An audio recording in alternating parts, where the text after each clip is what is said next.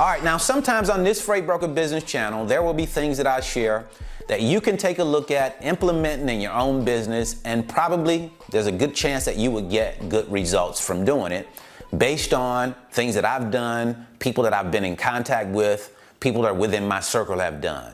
And then there are times where I'll share information where it will serve as a warning. It'll be an example to you of things that you should not do because you're probably not going to get good results from doing it.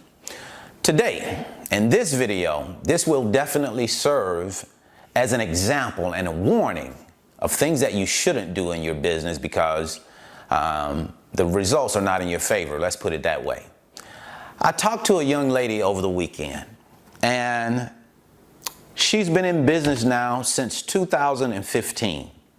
When I noticed her MC number was 95 something, I was like, whoa. This person has been in business almost probably as long as I have. My MC number is 905383 and she was 95 something, so she's not that far behind me. So I was interested in hearing her story, what she had to say. And unfortunately, she got sick when she started her business and she was not able to get her business off of the ground. But now she's gotten better and she's looking at restarting her business. But during this time, what she decided to do was to keep the business open and running, so to speak. And when I say open and running, I mean a valid motor carrier authority number and a valid surety bond. So of course, in order for your motor carrier authority to be active and good to go, you have to have a surety bond. So since 2015, she has been paying for a surety bond. Now, the surety bond is a $75,000 surety bond like we all have to have, but she's paying $1,000 every quarter. What attracted her to the surety bond was she could make payments. I had someone else call me and talk to me about being able to make payments on surety bonds, and they, like to have that as an option. Well, $1,000 every quarter means she's paying $4,000 per year for a surety bond. She's been in business since 2015 and now it's 2022, and she's been paying just to have the business open and running, so to speak, right? So that she doesn't have to shut it down. So she's paid $4,000 every year up until yesterday or a few days ago when I talked to her. She said she made most recent payment in April, right?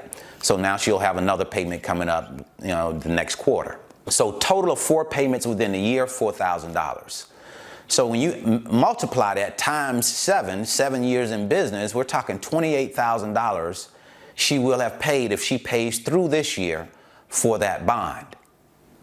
Now, first question that I ask is, why did you decide to keep the business open? Why not just shut everything down and start over when you healed up, you got over your sickness? Why didn't you do it that way? And her answer to that was she just didn't want to start over. She didn't want to start over and try to get a surety bond through someone else. She felt like she had a pretty good surety bond rate. She had talked to other people and they told her that that was a pretty good rate that she got.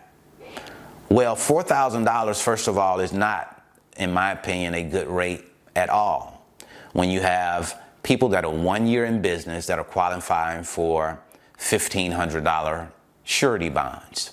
Of course, it's based on credit, business experience, and a few other things, but personal credit is one of the big ones, right? So she said that she didn't want to start that process over and go through another bond provider. So she just figured she'll just keep paying for it until she got back on her feet and was able to start her business again. So now she is back on her feet and she's ready to start. But she's starting in almost a $28,000 hole because she's been paying for a surety bond just to keep the business open so she wouldn't have to requalify for a surety bond. Now, how I look at that is, if she had waited, maybe if she waited 4 or 5 years later, like it seems it's been. It's almost 7 years later now. She may have qualified for a better bond because her credit could have improved over that time. But she's just been paying that bond, $4,000 per year. That was heartbreaking to me, to see someone pay that kind of money for a business and do nothing with it because they have been sick, right? And I just don't want any of you to fall into that situation. If you open up a freight broker business and for some reason something happens with your family, we know there are things that happen sometimes that are out of our control, and you're not able to start that business, it would be a good idea to put everything on pause, stop everything until you're ready to start the business again. To go out and pay for a business that you know you're not going to operate, that you know you're not going to be making money in, it kind of defeats the purpose of a business. The real purpose, the purpose in starting a business is to make money. That's what it's about. It's not about going out and buying a surety bond and spending almost $28,000 before you move your first load. That's not something that, when we think about it as, from a business perspective, that doesn't really pass the common sense test, right? We don't want to go out and spend $28,000 just to have a bond without doing the work, without actually moving loads to pay for the bond, because we're paying for that out of our pocket. It would be different if you were paying for that out of the business revenue. That would be different, but you're paying for that out of your pocket, and I certainly don't want anybody else to fall into that situation, right? The good thing about this person is I think that she's a strong young lady. I think she has a really strong will, and I think at the end of the day, she will hopefully be okay. I think she will be, right? But definitely don't put yourself in that situation, because that's just too much money to spend on a bond, first of all, and certainly to spend that type of money over a 7-year period of time is not something that would be in your best interest unless you're actually moving loads. So now what I want to do for you, so no one else finds themselves in this situation, is that if you want to talk to us about your bond, you just want someone to talk to, someone to bounce your numbers off of, feel free to give us a call at 470-427-2711, and my partner wouldn't mind talking to you about what your numbers look like. And even better than that, what I would like to do is to give you my bond rep's information. A person who I feel like is a very reputable bond rep. She's been in the business for a long period of time, and she can definitely help you through the process. She understands it very, very well. So what I'll do is I'll leave her link in the description box. You can just click on that link and it'll take you to her page, and then you can take a look at their bond, which is a very reputable bond provider, and they can get you moving in the right direction as far as your bond is concerned.